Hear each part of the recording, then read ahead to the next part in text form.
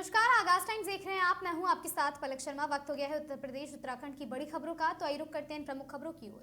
दिल्ली के उत्तम नगर में एक बार फिर तरुण हत्याकांड जैसी मॉब लीचिंग करने का मामला सामने आया है। नाकाम कोशिश है। दिल्ली के ही उत्तम विहार में रहने वाले सुहान नामक लड़के को, जो कि 12वीं कक्षा का छात्र भी है, उसे दोबारा मारने की कोशिश की गई है। दरअसल मामला दिल्ली के उत्तम नगर का बताया जा रहा है। उत्तम नगर में रहने वाला सुहान नाम के लड़के का कुछ दिनों पहले आसिफ नाम के लड़के से मस्जिद में नमाज पढ़ने को लेकर झगड़ा हुआ था। आसिफ द्वारा सुहान को जान से मारने की कोशिश की गई। आसिफ द्वारा सुहान के पेट पर चाकू से बार बार वार किया गया, जिसके कारण उसको गंभीर चोटें आई हैं। उसके पेट पर लगभग 18 टाके लगाए गए हैं और साथ ही उसे कई लड़कों द्वारा बड़ी बेरहमी से पीटा भी गया है, जिससे उसके शरीर के अन्य भागों पर भी गंभीर चोटें आई हैं। जब इस बात की सूचना पुलिस को दी गई तो तुरंत वहां पर टाल मटोल कर हल्की धाराओं में मुकदमा दर्ज कर शांति भंग में आसिफ को थाने से ही छोड़ दिया गया था। विगत कुछ दिनों बाद 1 मई 2026 को आसिफ ने सुहान को, जो कि उत्तम नगर में 40 फुट रोड से अपने घर को आ रहा था, तभी आसिफ ने उसे आता देख अपने कुछ साथियों द्वारा उस पर जानलेवा हमला कर दिया। जब आसिफ के दोस्त सुहान ने मारने लगे, तब सुहान अपनी जान बचाने की कोशिश में वहीं से भागने लगा। तब आसिफ के दोस्तों ने सुहान को पकड़कर एक हथौड़ी द्वारा सुहान के सर पर वार करने की कोशिश की गई। आत्मरक्षार्थ ने सुहान द्वारा अपने ऊपर हथौड़े का वार होते देख घबरा गया। उसने अपनी जान बचाने के लिए जो लड़का उसी पर हथौड़े से वार कर रहा था, उसी को बहुत तेज धक्का दे दिया। वह लड़का आसिफ के ऊपर जाकर गिरा। जो हथौड़ा सुहान के लगते ही वह आसिफ के माथे पर जाकर लग गया। अगर सुहान ऐसा ना करता तो अपनी जान से हाथ धो बैठता। अब आसिफ द्वारा सुहान पर यह इल्जाम लगाया जा रहा है कि सुहान ने ही आसिफ को हथौड़ी से वार कर, जबकि प्रत्यक्षदर्शियों का कहना है कि आसिफ द्वारा ही सुहान पर जानलेवा हमला किया गया था।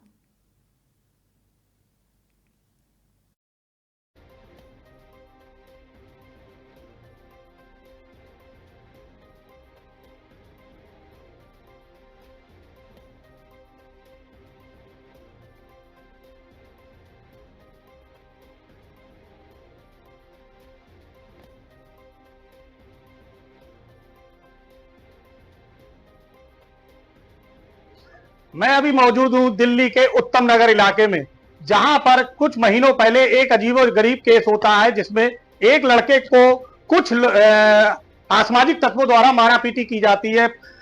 परिवार वालों द्वारा लड़के का मेडिकल कराया जाता है, जिसमें पुलिस सुसंगत धाराओं में अभियोजन पंजीकृत करती है, मगर पुलिस की इसमें एक त्रुटि नजर आती है। पुलिस ने लड़के को शांति भंग में उसको छोड़ दिया जाता है।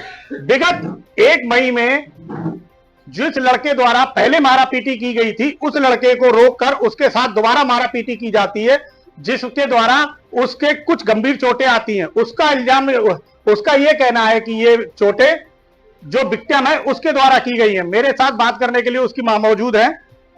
क्या मामला था पूरा बताएंगे? मेरा नाम आयशा है, मैं सुहान की मदर हूँ।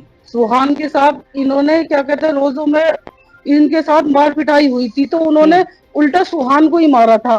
तो वो सुहान वहां से आ रहा था पीर बाबा रोड की तरफ से अपने डॉक्यूमेंट्स लेके, तो वो कहने लगे कि तुझे हम छोड़ेंगे नहीं, तू चाहे पढ़ने लिखने के, तुझे हम काबिल नहीं छोड़ेंगे, जो तूने वो करा है। उसको उन्होंने चाकू भी मारा था, उसके 16 टांके भी आए थे, और वो जो है ना उसके साथ सुहान के साथ मार पिटाई करने लगे थे। ये घटना कब की है? ये 1 मई की है। 1 मई की घटना है। हाँ। फिर क्या हुआ? फिर वो जो है ना क्या कहते हैं, उस पे लिपट गए। एक लड़का हथौड़ी लेके आया, आसिफ का दोस्त था। उनने अपने बचाव के लिए जैसा उसका हाथ पकड़ा, तो वो उसके ही दोस्त की, आसिफ के ही दोस्त की हथौड़ी उसके लग गई, और नाम मेरा बेटे का लेके इन्होंने उसको जेल करवा दिया। एक मेरा देवर है और एक मेरा बेटा है सुहान, दोनों को जेल करवा दिया। बच्चा क्या करता है? मेरा बच्चा पढ़ता है। कौन सी क्लास में? 12वीं क्लास के। उनने फार्म भरे हैं अभी। कब से जेल में है वो? उसको कम से कम 10-12 दिन हो गए हैं। अब देखने वाली बात यह होती है कि जिसके द्वारा मारपीट होती है, जिसके साथ मारपीट की जाती है, उसी को उठा के पुलिस उल्टा बंद कर देती है, और पुलिस द्वारा इस मामले में किसी भी प्रकार की कोई भी कार्रवाई संज्ञान में नहीं लाई जाती। मैं पुलिस प्रशासन और दिल्ली की मुख्यमंत्री रेखा गुप्ता जी से यह पूछना चाहता हूं कि अगर पीड़ित के साथ ऐसा होगा तो न्याय की उम्मीद कौन किससे करेगा? पुलिस प्रशासन से लेकर दिल्ली में सारा सिस्टम सिर्फ विक्टिम के साथ अन्याय कर रहा है, और मैं इसकी निष्पक्ष जांच की मांग करता हूं। आगाज टाइम के साथ ज्ञान उपाध्याय, दिल्ली। आयशा है और मेरे लड़के का नाम सुहान है। जिसके साथ ये घटना हुई वो पीर बाबा रोड की तरफ से आ रहा था और आसिफ नाम से के लड़के से जिसका उसका वो चल रहा था, तो उसने उसको जो है ना गाली गुप्तार बकनी शुरू कर दी और उसको जो है ना मारने की कोशिश कर रहे थे। तो उनके पास जो है ना हथौड़ी थी, वो उसके मार रहे थे मेरे बेटे के सुहान के। उनने जैसे अपने बचाव के लिए उनका उसका हाथ पकड़ा तो उसी उसके दोस्त के उसके ही लग गई आसिफ के, और जिसमें मेरे बच्चे का नाम इन्होंने ले दिया है कि इसने हमारे हथौड़ी मारी है। और क्या कहते हैं, आपसे पहले भी मार्च के महीने में उसके साथ इन्होंने मार पिटाई करी, उसके यहाँ पर पेट में यहाँ पर छुरा मारा जिससे उसके 16 टांके आए थे और हॉस्पिटल में भी उसकी पूरी सब चीज हैगी और एफआईआर भी हमने लिखवाई है। मेरे बच्चे को इन्होंने जेल में बंद कर दिया और क्या कहते हैं, हाँ वो हो गया, ये रही उसकी एफआईआर की कॉपी। और इन्होंने फिर भी पता नहीं कैसे करके मेरे बच्चे को जेल में बंद करवा दिया। कब से आपका बच्चा जेल में है? मेरा बच्चा आज 8 दिन हो गए जेल में बंद है, ना उससे मिलने दे रहे ना कुछ करने दे रहे। खबर जौनपुर से है, जहां दूल्हा हत्याकांड के 3 फरार आरोपियों पर 1-1 लाख का इनाम घोषित है। जौनपुर सराय ख्वाजा थाना क्षेत्र में बीते दिनों हुए चर्चित दूल्हा हत्याकांड में फरार चल रहे 3 आरोपियों पर पुलिस ने शिकंजा कसना शुरू कर दिया है। वाराणसी जोन के अपर पुलिस महानिदेशक के निर्देश पर 3 वांछित बदमाशों पर 1-1 लाख रुपए का इनाम घोषित किया गया है। इसके बाद पुलिस टीम ने आरोपियों की तलाश और तफ्तीश शुरू कर दी है। पुलिस के अनुसार हत्या के मामले में वांछित प्रदीप बिंद और रवि यादव और भोले राजभर घटना के बाद से लगातार फरार चल रहे हैं। तीनों के खिलाफ हत्या सहित गंभीर धाराओं में मुकदमा पहले से दर्ज है। गौरतलब है कि 1 मई की रात सराय ख्वाजा क्षेत्र में उस समय सनसनी फैल गई थी जब बारात लेकर निकले दूल्हे आजाद बिन पर बदमाशों ने हमला कर दिया था। ताबड़तोड़ फायरिंग में दूल्हे को गोली लगी थी। घटना के बाद शादी की खुशियां मातम में तब्दील हो गई। पूरे इलाके में दहशत फैल गई। हत्याकांड को पुलिस ने गंभीर चुनौती के रूप में लिया था। पुलिस अधिकारियों का दावा है कि फरार आरोपियों को जल्द गिरफ्तार कर लिया जाएगा और पुलिस ने आम लोगों से भी सहयोग की अपील की है। सूचना देने वाले व्यक्ति की पहचान पूरी तरह गोपनीय रखी जाएगी।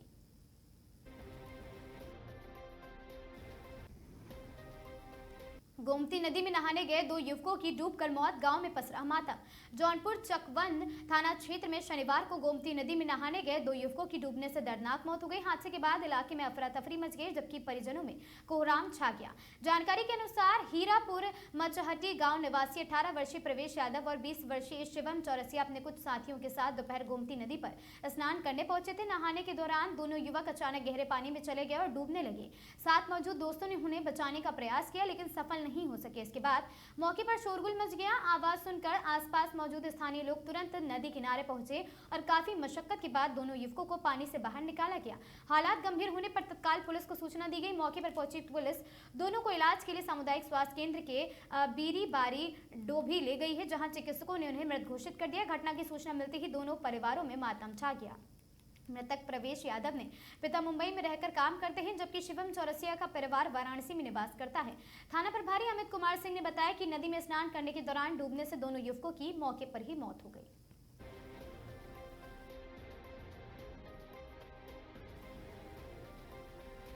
सिद्धार्थनगर के भवानीगंज थाना क्षेत्र में दबंगों का खौफनाक चेहरा सामने आया, जहां अपनी बहन के घर असाधरपुर आए एक युवक पर धनखरपुर चौराहे के पास चाकू से जानलेवा हमला कर दिया गया। घायल युवक का आरोप है कि प्रेम यादव और उसके 4 साथियों ने उसे मुस्लिम समझकर हमला किया है, लेकिन जब हमलावरों ने उसके हाथ में बंधा कलावा देखा तो ये हिंदू है, जाने दो हमलावर, ऐसा बोलकर युवक के पास मौजूद करीब 2 लाख रुपए लेकर मौके से फरार हो गए। घटना की सूचना मिलते ही भवानीगंज थाना पुलिस मौके पर पहुंची। स्थानीय लोगों की मदद से घायल युवक को सामुदायिक स्वास्थ्य केंद्र गंभीर रूप से भर्ती कराया गया। वहां बताया जा रहा है कि घायल युवक बलरामपुर जनपद के गैसड़ा बुजुर्ग थाना क्षेत्र के मोहम्मदपुर बंजरहा गांव का निवासी है। मीडिया से बात करते हुए युवक ने बताया कि मैं अपने बहन के घर से असादरपुर गया हुआ था, मैं बाइक से वापस लौट रहा था, तभी अपने धनखरपुर पहुंचा और तभी प्रेम यादव और उसके दोस्त रास्ते में मौजूद थे। मुझे रोका और मुझे मारने पीटने लगे। पहले तो वो लोग मुझे मुस्लिम समझकर मार रहे थे। प्रेम यादव दूर बैठा था, चाकू लेकर आया और मेरे कमर पर चाकू से हमला कर दिया। जब उन लोगों ने मेरे हाथ में कलावा देखा तो उन्होंने कहा कि जाने दो, ये हिंदू है। हाँ, क्या नाम आपका? सर मेरा नाम रामनिवास मौर्य है, रामसेवक मौर्य। कहाँ रहते हैं? सर बेसिकली मैं ग्राम मोहम्मदपुर बंजरहा, डिस्ट्रिक्ट बलरामपुर उत्तरौला का रहने वाला हूँ। क्या हुआ आपके भाई के साथ? सर मेरे भाई हैं छोटे, जो कि गुरुग्राम मेदांता में कार्यरत हैं एज ए रेडियोलॉजी टेक्नोलॉजिस्ट, और इस समय हमारे भाई की शादी थी तो हम सभी लोग घर पे थे। और हमारी बहन है सिद्धार्थनगर डिस्ट्रिक्ट में असाधरपुर गाँव में, तो वो मेरे छोटे भाई वहाँ पे आए थे उनको मिलने बुलेट से। उसके बाद वो वापस जा रहे थे घर पे, जो कि मेरे घर से 8-9 किलोमीटर की दूरी है। रास्ते में धनखरपुर चौराहा है, वहाँ पे 2 अनजान लोगों ने पहले उनको रोका, उनसे उनकी बाइक छीनने की कोशिश की। उसके बाद वहाँ पे बैठा हुआ एक प्रेम यादव नाम का लड़का, जो कि उस क्षेत्र का मशहूर गुंडा है, उसने मेरे भाई के लेफ्ट साइड में चाकू मारा है, जो कि नियर बाई हार्ट है और डीप इंजरी हुई है, उनको बहुत ज़्यादा ब्लीडिंग हो रहा है। और अभी हम CSC बेमा ले गए थे, जहाँ से उनको रेफर कर दिया गया है। साथ ही साथ जब मार रहे थे वो, तो मेरे भाई को देखा उसके हाथ में कलावा है, तो उन्होंने बोला अरे इसको छोड़ दो, ये तो हिंदू है। मतलब कि आप देखिए हिंदू मुसलमान के नाम पे कितनी अराजकता हो रही है देश में। भाजपा को बदनाम करने के लिए किसी को भी मारा जा रहा है और भाजपा के नाम पे मारा जा रहा है, जो ये माननीय नरेंद्र मोदी जी एंड राष्ट्रीय अध्यक्ष जी और माननीय योगी जी को भी संज्ञान में लेना चाहिए कि आपकी पार्टी के नाम पे इतनी अराजकता फैलाई जा रही है और भाजपा को बदनाम किया जा रहा है, जो कि ये बहुत ही गलत बात है।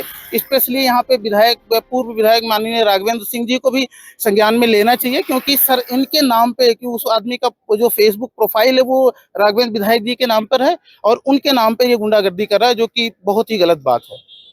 आपके भाई के पास पैसे वगैरह भी थे? जी, कुछ कैश थे, वो लेकर गए थे प्लस 2 लाख के आसपास, जो कि अभी हमने उनको पूछा तो वो बोल रहे हैं भैया कैश हमें पता नहीं किसने छीन लिया, हमको नहीं पता, क्योंकि मेरा गर्दन नीचे था। बुलेट छीनने की कोशिश किया, जब उनको मेरे भाई ने ये बात बोला कि मैं आपको पहचानता हूँ, तो वो भाग गए छोड़ के। आपने शिकायत नहीं की भवानी गंज में? जी सर, FIR दर्ज हुई है, प्राथमिकता दर्ज हुई। अब मेडिकल के बिहाफ पे जो भी आगे की कार्रवाई होगी, MLC कटी, अभी हम सिद्धार्थनगर रेफर हुए हैं। आप भी डॉक्टर हैं तो? सर मैं बेसिकली PGI चंडीगढ़ में सीनियर एनेस्थीसिया टेक्नोलॉजिस्ट हूँ। किस तरीके की चोट आई भाई को? सर बहुत डीप इंजरी है, कुछ आर्टरी में भी आर्टरी कट गई हो या वेन कट गई हो, क्योंकि जो स्टिच लगाने के बाद भी कंटिन्यू ब्लीडिंग आ रहा है और अभी उसकी जो पल्स रेट है वो बढ़ता जा रहा है, तो इट मीन्स कि उसको ब्लीडिंग है और स्वेलिंग भी आ रहा है उसके लेफ्ट साइड चेस्ट में। क्या नाम है आपका? मेरा नाम लालमन मौर्य है। बताइए आपको चोट लगी, कैसे लगी, किसने मारा और किससे मारा है? सर मैं गया था अपने बहन भाई के यहाँ आसादरपुर, मैं वहाँ से वापस आ रहा था। 2 लड़के सड़क के बीच में खड़े हो गए, मेरी बाइक को रोका और मुझे गाली दिया, अभद्र भाषा का उपयोग किया। उसके बाद मैंने पूछा भैया मुझे गाली क्यों दे रहे हो आप, तो उन्होंने फिर मेरा गिरवान पकड़ के और मुझे मारना स्टार्ट कर दिया। जस्ट उसके बाद में एक प्रेम यादव नाम का लड़का है, वो आया और चाकू से मेरे लेफ्ट साइड चेस्ट में वॉर कर दिया उसने। मैंने बोला भैया मुझे क्यों मार रहे हो, मेरी गलती क्या है? तो उन्होंने कुछ टाइम बाद बोला अरे यार ये तो हमारे जान पहचान के हैं, ये तो हिंदू नहीं, मुस्लिम नहीं, हिंदू है, छोड़ दो इसको। उसके बाद में मेरे पास पैसे थे 2 लाख रुपए, वो लेके भाग गया। मैंने उसको बोला मैं आपको पहचानता हूँ, फिर वो तुरंत ही भाग गया वहाँ से। कितने लोग थे लगभग? लगभग 4-5 लोग थे, जिसमें से मैंने 3 लोगों को, मेरा सर नीचे था, जिसमें मैं 3 लोगों को देख लिया और 2 और गायब हो गए और 2 अभी साथ में थाने में गए हुए हैं। आप लोग पहचानते? हाँ मैं पहचानता हूँ प्रेम यादव को अच्छे तरीके से। और कौन? और 2 और थाने में बैठे हुए हैं और जो 2 और भाग गए उनको नहीं पता मुझे कौन थे, उनका फेस नहीं याद है मुझे। किस जगह घटना हुई? ये धनकरपुर चौराहे की है सर। किस चीज को लेकर हुआ? सर वो मेरे साथ गाली गलौज किया, मैंने उनसे पूछा कि आप मुझे गाली क्यों दे रहे हो भैया। जस्ट उन्होंने मेरा गिरवान पकड़ लिया, बोले आपको दिखाई नहीं दे रहा है। मैंने बोला भैया मैंने गलती किया, मैं तो गाड़ी मेरी सिरोही चल रही थी, आप बीच में खड़े हो। फिर उन्होंने मुझे पकड़ के मारना स्टार्ट कर दिया। उन्होंने आपको मुसलमान समझ के मारा? हाँ जी, बोले मुसलमान है। उसके बाद मेरा कलावा देके फिर बोल रहे हैं अरे ये तो अपने पहचान के मौर्य जी का लड़का है, तो छोड़ दो इसको, क्यों मार रहे हो। अगर सर एक पेशेंट आया था भवानीगंज थाना क्षेत्र से, क्या नाम था और क्या इंजरी थी उसको? पेशेंट एक आया था, भवानीगंज की पुलिस लेके आई थी, अटैक का केस था। लालमन मौर्य पेशेंट का नाम था, उनके पिताजी का नाम था रामशंकर मौर्य और रेजिडेंस उनका था मोहम्मदपुर बंजरवा, थाना गैडास बुजुर्ग का। हमने उनका प्राइमरी ट्रीटमेंट करके और उनको डिस्ट्रिक्ट हॉस्पिटल के लिए रिफर कर दिया। बाकी अब आगे वहाँ पे जैसा भी होगा वो ट्रीटमेंट। कौन लेके आया था? डॉक्टर क्या कंडीशन थी? कंडीशन पेशेंट स्टेबल था और थाने की पुलिस लेके आई थी उनको, किस थाने की पुलिस? भवानीगंज। खबर जनपद सीतापुर कोतवाली लहरपुर क्षेत्र पुलिस चौकी भदफर क्षेत्र चंदेसवा गांव स्थित औघड़ बाबा मंदिर बने तीर्थ में शामिल 8 वर्षीय शोभित पुत्र कमलेश निवासी चंदेसवा गहरे पानी में डूबने से उनकी मौत हो गई। शोभित ने डूबने की खबर फैलते ही हड़कंप मच गया। परिजनों के मुताबिक शोभित तीर्थ पर नहाने गए थे। देर शाम तक घर वापस न आने पर तलाश की गई और तब तीर्थ के निकट कपड़े मिलने से तीर्थ में डुबकी की आशंका के चलते तलाश शुरू की गई। बालक का शव मिलने से पानी से बाहर निकलते ही चीख पुकार मच गई और घटना की सूचना पुलिस को दे दी गई है। सूचना पाकर मौके पर पहुंची पुलिस ने विधिक कार्रवाई शुरू कर दी है। फिलहाल घटना के बाद परिजनों का रो रो कर बुरा हाल है।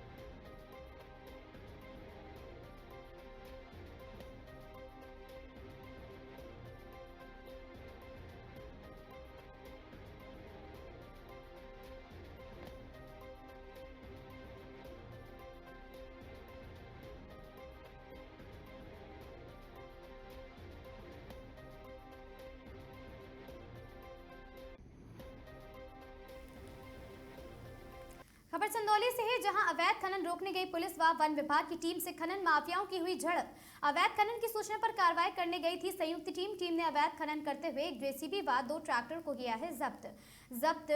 गाड़ियों को कोतवाली ले जाई जा रही थी। टीम के द्वारा खनन माफियाओं के साथ मिलकर 100 लोगों ने टीम को घेर कर जब्त गाड़ियों को छुड़ाया है। पुलिस ने खनन माफिया सहित 100 अज्ञात महिला पुरुष पर मुकदमा दर्ज किया। पुलिस अज्ञात आरोपियों को चिन्हित करने कर रही है प्रयास। मुकदमा दर्ज होते ही खनन माफिया घर से हुए फरार और खनन माफिया को गिरफ्तार करने के लिए पुलिस दे रही है दबिश। 2 नामजद खनन माफियाओं पर पूर्व में भी गंभीर धाराओं में मुकदमा दर्ज है। दोनों नामजद अभियुक्त चकिया कोतवाली क्षेत्र के बताए जा रहे निवासी। चकिया कोतवाली क्षेत्र के अलीपुर भंगड़ा के समीप है ये पूरा मामला।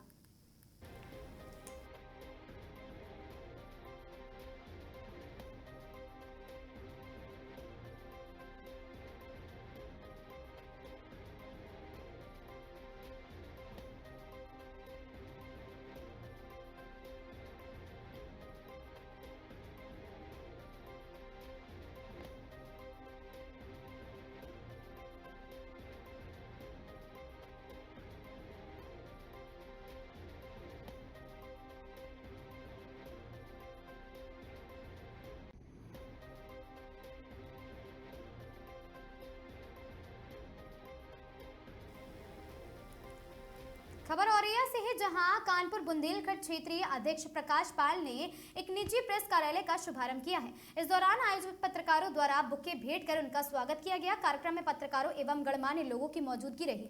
अपने संबोधन में क्षेत्रीय अध्यक्ष प्रकाश पाल ने कहा कि मीडिया लोकतंत्र का चौथा स्तंभ है और समाज में उसकी महत्वपूर्ण भूमिका है। उन्होंने कहा कि विधायिका, कार्यपालिका और साथ ही न्यायपालिका अपने दायित्वों का निर्वहन सही ढंग से कर रही है या नहीं, इसकी जानकारी जनता तक मीडिया के माध्यम से पहुंचती है और समाचारों को पूरी जांच पड़ताल के बाद ही जनता के सामने प्रस्तुत किया जाए, क्योंकि जनता मीडिया की खबरों पर भरोसा करती है। इस सवाल पर मौजूद पत्रकारों और अतिथियों ने मीडिया की जिम्मेदारियों एवं निष्पक्ष पत्रकारिता पर चर्चा की।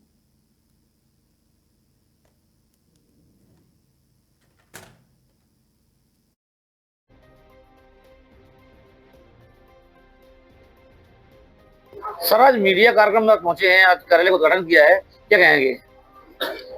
मैं इतना कहूंगा कि ये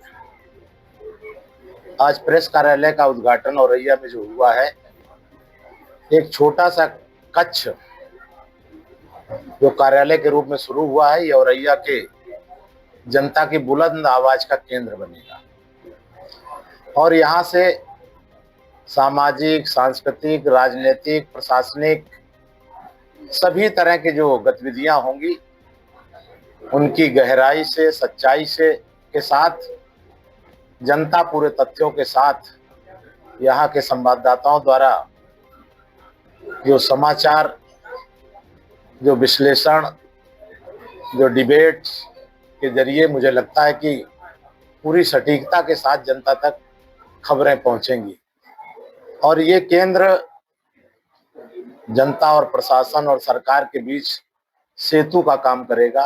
आज प्रेस कार्यालय के उद्घाटन के समय पर मैं आयोजकों का, सभी पत्रकार मित्रों का बहुत बहुत स्वागत करता हूं और आग्रह करता हूं कि पूरी निष्पक्षता के साथ और अपने लोकतंत्र में जो आपकी चौथे स्तंभ के रूप में है, आप विधायिका, कार्यपालिका और न्यायपालिका के साथ जो चौथे स्तंभ है आपका बहुत महत्वपूर्ण है। आप सभी स्तंभों की समीक्षा करते हैं।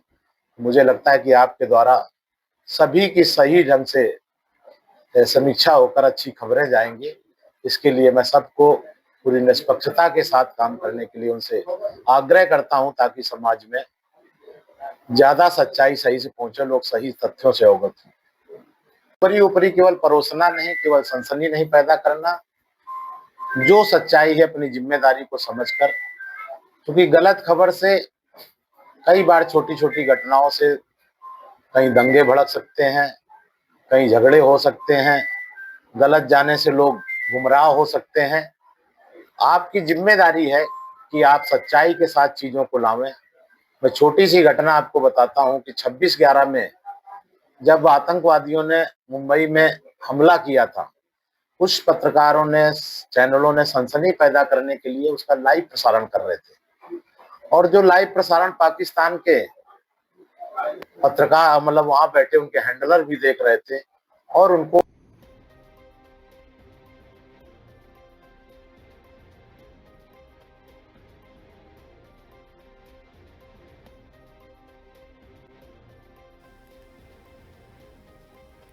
खबर चंदौली से है, जहां पंडित दीनदयाल उपाध्याय जंक्शन से दिलदार नगर ताड़ी घाट जाने वाली पैसेंजर ट्रेन में रविवार सुबह एक सनसनीखेज वारदात हुई है। चलती ट्रेन में एक अज्ञात बदमाश ने युवक को गोली मारकर हत्या कर दी है। हत्या के बाद बदमाश ने शव को ट्रेन में नीचे फेंक दिया है और फरार हो गया है। जानकारी के अनुसार 53642 डाउन डीडीयू दिलदार नगर ताड़ी घाट पैसेंजर ट्रेन रविवार सुबह 6:28 से डीडीयू जंक्शन से रवाना हुई थी और साथ ही ट्रेन जैसे ही कुचमन स्टेशन से आगे बढ़ी, हाथ में 2 पिट्ठू बैग लिए एक अज्ञात व्यक्ति दरवाजे के पास पहुंचा। उसने वहां खड़े एक यात्री के सिर पर गोली मार दी, जिससे उसकी मौके पर ही मौत हो गई है। घटना में ट्रेन यात्रियों ने तत्काल डायल 112 पर घटना की सूचना दी। सूचना मिलते ही सकलडीहा, अलीनगर, चंदौली सदर थाना पुलिस और साथ ही जीआरपी टीम मौके पर पहुंची है और पुलिस ने शव को कब्जे में लेकर पोस्टमार्टम के लिए भेजा है। सीओ अरुण कुमार सिंह ने बताया है कि चलती ट्रेन में युवक को गोली मारने की सूचना मिली थी।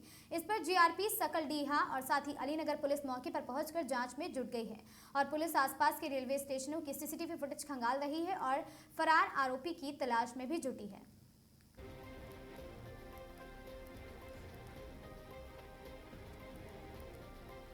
महासचिव डीएसए मनोज जोशी ने बताया है कि हॉकी टूर्नामेंट का ये 100 साल का जो ऐतिहासिक टूर्नामेंट है यहां पर हुआ करती थी, इसको लेकर आज ये मुहिम चलाई गई है, जिसमें अभी तक 40 टीमें प्रतिभाग करने वाली हैं। इसमें पंजाब और साथ ही करेल, जालंधर, अमृतसर, महाराष्ट्र समेत अन्य राज्यों की टीम यहां आ रही है। नैनीताल में इतिहास रहा है कि यहां राष्ट्रीय व अंतर्राष्ट्रीय टीमें खेलने आया करती थी, जिसे पुनः जीवित किया जा रहा है। खिलाड़ियों के लिए सारी व्यवस्थाएं की गई है, जिसमें राष्ट्रीय व अंतर्राष्ट्रीय हॉकी खिलाड़ी खेलने आने वाले थे। उद्घाटन में सीएम द्वारा किया जाएगा। नैनीताल से समस्त स्कूल के बच्चों को आमंत्रित किया जाएगा, जिसमें तल्लीताल से मल्लीताल तक एक बड़ा जुलूस निकाला जाएगा। हॉकी टूर्नामेंट ने 100 साल पूरे होने पर, जिसमें आपको बता दें कि होटल एसोसिएशन, व्यापार मंडल समेत अन्य लोग मदद कर रहे हैं। लोगों में काफी उत्साह है।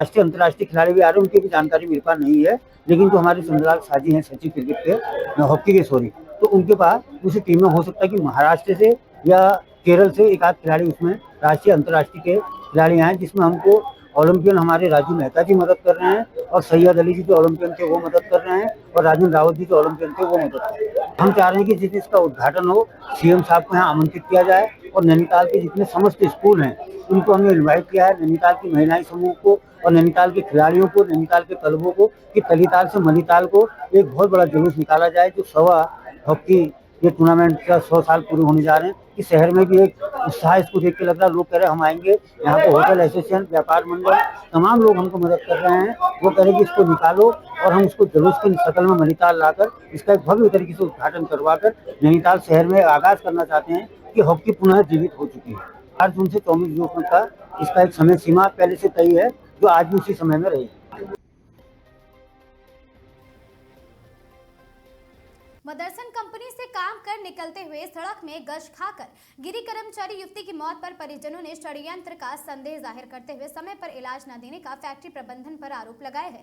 मृतक युवती रिमझिम के पिता मनोहर लाल द्वारा लालकुआं कोतवाली में दी गई तहरीर में कहा है कि उनकी पुत्री रिमझिम जब ड्यूटी से लौटते समय सड़क पर अचानक गिर गई तो उसे नजदीकी किसी अस्पताल नहीं ले जाया गया। जब वहां हल्द्वानी के बेस अस्पताल पहुंची है तब तक देर हो चुकी थी। फैक्ट्री प्रबंधन ने इलाज में लापरवाही बरती। साथ ही उनका ये भी संदेह है कि युवती से संभवतः जबरन काम कराया होगा, जिससे उसकी हालत बिगड़ गई है, उसकी मौत हो गई है। वहीं पूरी घटना फैक्ट्री के बाहर लगे सीसीटीवी कैमरे में भी कैद हो गई।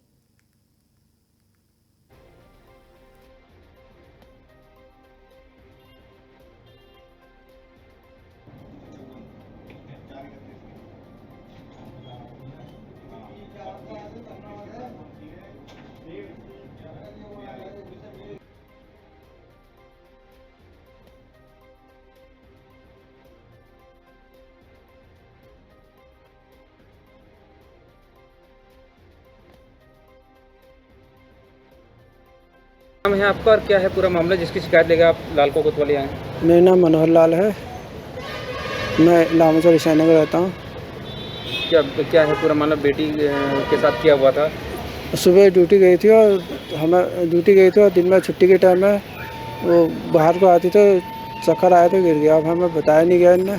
फिर वहाँ से बेस अस्पताल ले गए, तब भी हमें नहीं बताया। जब बाद में फ़ोन आया कि वो ऐसा हो रहा, बाद में पता चला। और जब हम अस्पताल पहुँचे तो बाहर से चारपाई में लेटी हुई। कौन सी फैक्ट्री और कितने का मामला है पूरा? मदरसा कंपनी है, 2:20 के। बेटी का क्या नाम है, कब से काम करती हैं? बेटी का रिमझिम नाम है। कब से काम करती हैं? वो हो गए 8-9 महीने हो रहे थे। अच्छा, तो कहाँ अस्पताल कौन लोग लेकर के गए? कंपनी वाले ले गए। आपको कब मालूम चला? मेरे को चला तुम्हारे 2:15 बजे। तो अब क्या आपको लग रहा है उसमें लापरवाही है, क्या कहना चाहेंगे? लापरवाही तो है सर। अब हम किसकी लापरवाही? कंपनी की लापरवाही है सर। कंपनी की मोर्चरी थे वहाँ लेकर? ना, अस्पताल के बाहर से उसमें रखी थी चारपाई में। फिर मोर्चरी लेके वहाँ क्या हुआ? वहाँ भी कोई वही नहीं हुआ, शिकायत नहीं। अस्पताल में पहले वही नहीं किया, उन्होंने जाँच नहीं की, कुछ भी ना पर्चा ना कुछ। फिर मोर्चरी लेके वहाँ वो क्या कह रहे हैं पोस्टमार्टम के लिए? वो कह रहे पर्चा लाओ पहले। पर्चा नहीं दिया था कंपनी वाले वहाँ से, अस्पताल से। आपने उनसे पूछा कि ऐसा हमें क्यों नहीं बताया करके? हाँ, हमने पूछा उनसे, फिर उन्होंने कहा हमको भी वो नहीं है। क्या चाहते हैं आप? हाँ, इंसाफ चाहिए हमें। कोतवाली लालकुआं आए यहाँ, क्या कहा है? यहाँ कोई बात हुई है? बोला इंसाफ दे देंगे, करेंगे, इसकी रिपोर्ट करेंगे, जांच करेंगे, सब कुछ करेंगे। क्या कोई लिखित शिकायत दी है आपने लालकुआं को? हाँ, दे देखिए। दे दी है? हाँ, दे देखिए। घटनाक्रम क्या है?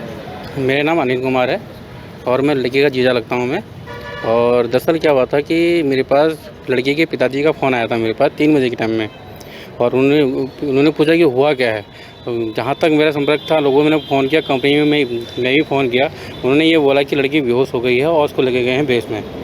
ठीक, उसके बाद फिर जैसे मैं वहाँ हॉस्पिटल देखा तो पेशेंट को बाहर से लेटाया गया था। लड़की बेहोश हो गई, आपको किसी ने जानकारी दी? ये एक है लड़की, वहाँ उसकी दीदी करती है, जॉब करती है फ्री।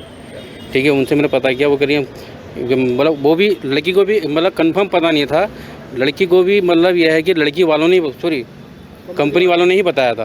ड्यूटी जाते समय हादसा हुआ या वहाँ से छुट्टी के बाद? ये जाते समय हुआ। छुट्टी आते समय। हाँ, छुट्टी आते समय। हाँ, फिर उसके बाद क्या हुआ? है ठीक है, जैसे मैं बेस में पहुँचा, वहाँ से मतलब पेशेंट को लेटाया गया था एक ऐसे, मतलब भी पूरा एकदम हटके। और मैं वहाँ डॉक्टर से मैंने कई बार बोला कि डॉक्टर साहब एक बार चेक कर लो, दोबारा चेक कर लो, क्योंकि बॉडी में मैंने हाथ लगाया, मतलब हीट कर रहा था, मुझे लगा शायद कुछ है, जान है करके। कौन सा अस्पताल में थे? ये है बेस अस्पताल, हल्द्वानी बेस अस्पताल में। तो बॉडी हीट कर रही थी, मैंने कहा है इसमें है जान करके। लेकिन डॉक्टर ने कई रिक्वेस्ट की, कई हाथ जोड़े मैंने कहा सर आ जाओ एक बार चेक कर लो।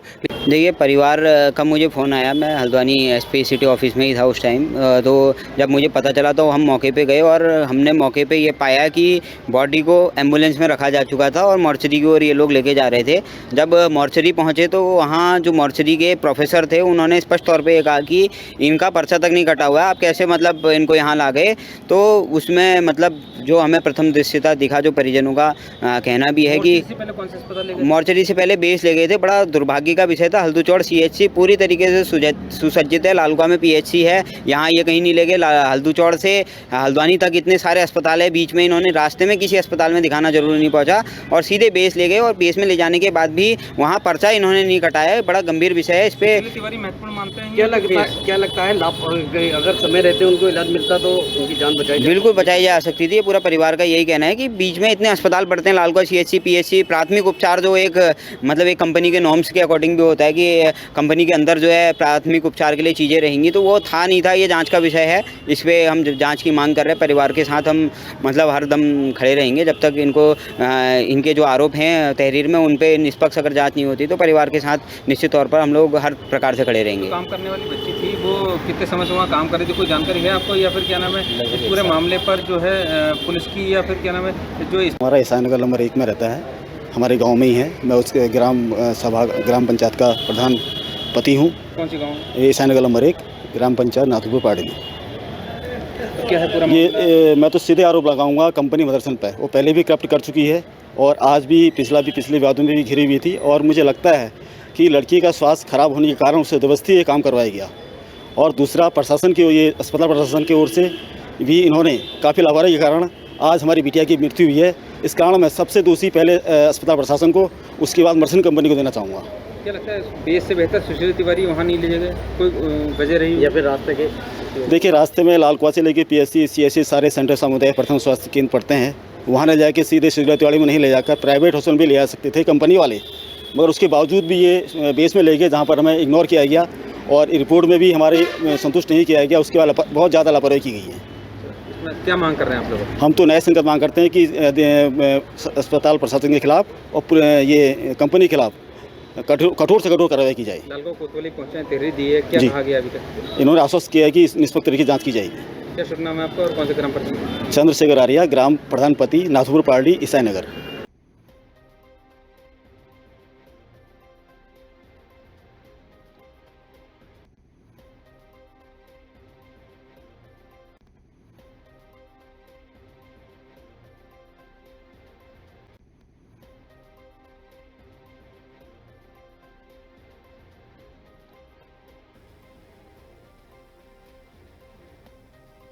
ऋषिकेश के गंगा में नहाते हुए एक युवक डूबा। SDRF टीम द्वारा नदी में डूब रहे ड्राइवर उतारे गए और साथ ही आपको बता दें कि दीप ड्राइवर उतारे गए। सभी संभावित स्थानों पर युवक की खोजबीन की जा रही है। घटनास्थल पर अस्थायी स्थानीय पुलिस एवं जल पुलिस की भी मौजूदगी को और अवश्य कार्रवाई की जा रही है। युवक की तलाश लगातार जारी है। प्राप्त जानकारी के अनुसार युवक पास स्थित सीताराम आश्रम में कथा सुनने आया हुआ था। इसी दौरान वह अपने एक अन्य साथी के साथ नहाने के लिए नदी किनारे पहुंचा था। बताया जा रहा है जिस स्थान पर दोनों युवक नहा रहे थे वह प्रतिबंध घाट क्षेत्र है और डूबने वाले युवक की पहचान हर्षित उपाध्याय पुत्र नंद किशोर उम्र 20 वर्षीय निवासी ग्राम सीमा स्टारन और साथ ही भकिया सैण जनपद अल्मोड़ा के रूप में हुई है। SDRF और पुलिस प्रशासन ने आमजन से अपील की है कि नदी किनारे एवं रैपिड क्षेत्र में अत्यधिक सावधानी बरती जाए।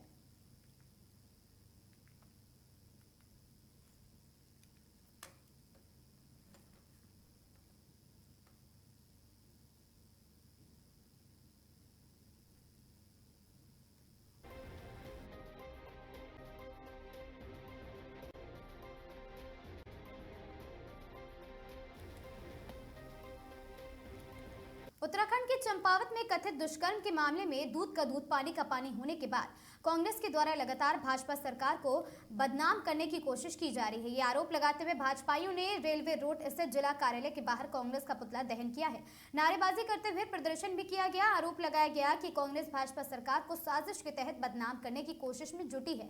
हाल ही में जब तब चंपावत स्थित कथित दुष्कर्म के मामले में पुलिस और मेडिकल रिपोर्ट सार्वजनिक हो चुकी है और पीड़िता ने अपने मुंह से स्वीकार किया है कि उसके साथ कुछ गलत नहीं हुआ है, फिर भी कांग्रेस जनता को गुमराह कर रही है।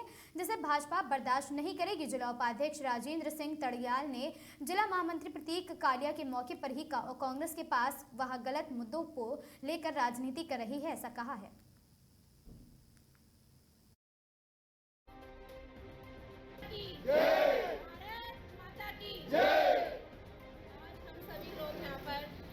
कांग्रेस पार्टी का पुतला दहन करने के लिए खड़े हुए हैं आदरणीय जिला अध्यक्ष हमारे श्रीमान राजेंद्र तड़ियाल जी।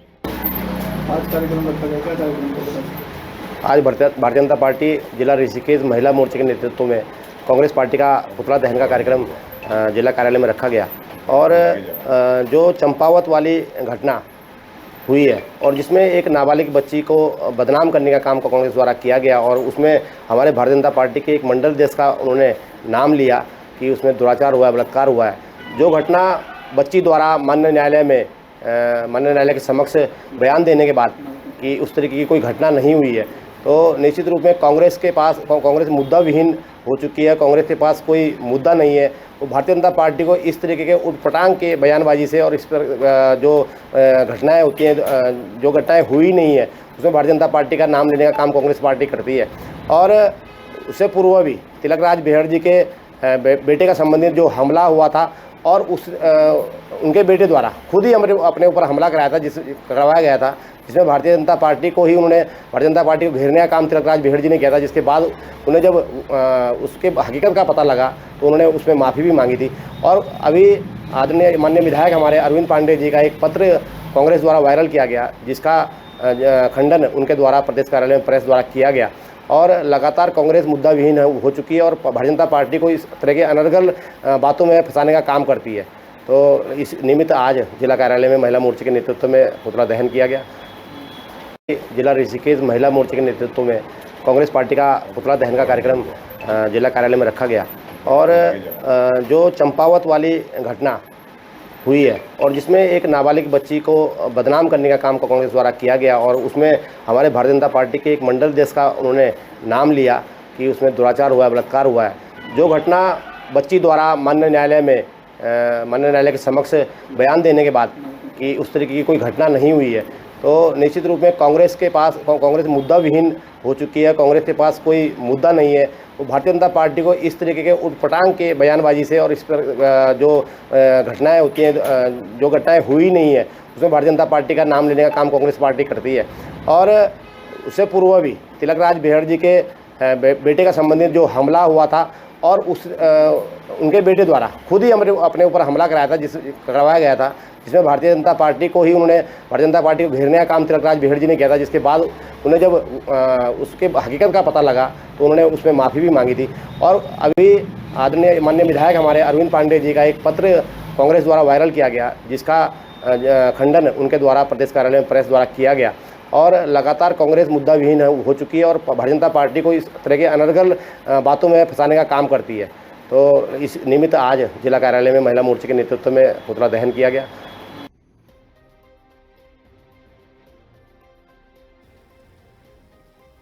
सरोवर नगरी नैनीताल से दूर फरसोली रोडवेज कार्यशाला में कर्मचारियों ने फरवरी माह से वेतन नहीं मिलने के विरोध में धरना प्रदर्शन कर नारेबाजी कर निगम प्रशासन ने वेतन दिलाए जाने की मांग को लेकर इस दौरान रोडवेज कर्मचारी ने एक स्वर में कहा, लगातार 3 महीने से वेतन नहीं मिलने से उसके सामने आर्थिक संकट खड़ा हो गया। उन्होंने कहा कि मई माह का 1 सप्ताह बीत जाने के बावजूद कर्मचारियों को फरवरी से अब तक वेतन नहीं मिला है। बिना वेतन के कर्मचारी मजदूर कार्य कर रहे हैं और साथ ही बच्चों की स्कूल फीस, मकान किराया, दूध और रोजमर्रा के खर्चों को पूरा करना मुश्किल हो गया है। और उन्होंने निगम प्रबंधन और शासन से फरवरी तक मई का भुगतान और लंबित वेतन पर महंगाई भत्ते का जल्द भुगतान करने की मांग की है।